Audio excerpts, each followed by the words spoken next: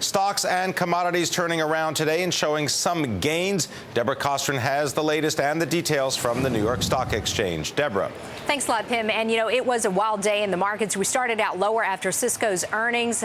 And, of course, commodities started out the day lower. But we saw the stock market turning around. At one point, the Dow was down 92 points, so a nice move higher. And the market turning around as commodities like gold and oil rebounded. Also, the dollar reversing and moving lower. And the one thing, when you look at this market over the past week, traders say that we are kind of seeing this unwinding of the commodity trade, because when you look at the moves in silver and, say, oil, recently we've seen some major moves that we typically never even see, and we see them in just a few days. And traders say that it really just kind of proves that there's a lot of churning and people getting out of their positions. And definitely what we are seeing is a more commodity sensitive stocks really driving the stock market right here, Pimm. All right, Deborah, so you're talking about all this churning in commodities. Where are we seeing the most buying interest in plain old ordinary stocks? Well, Pimm, it looks like traders seem to be buying a lot of the consumer staples and the defensive type names. If you take a look at Procter & Gamble, Kraft, Johnson & Johnson, all hitting 52-week highs in today's session. Also, Colgate hitting a 52-week high, even after saying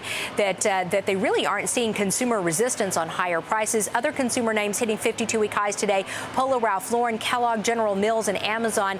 And if you also take a look at the retailers, looks like we are seeing some buying in the retailers as well. And that is also a good sign that maybe people think that the economy is getting better. The S&P Retail Index also hitting a 52-week high. Stocks like Walgreens, TJ Maxx, Costco, and 99-cent stores all hitting 52-week highs. Now, Kohl's was higher. The stock not at a 52-week high, but they did release earnings, and they raised their full-year EPS. So some good news there for Kohl's. That's it from here, Pimm. Now back to you. Thank you very much, Deborah Kostroun, reporting from the New York Stock Exchange.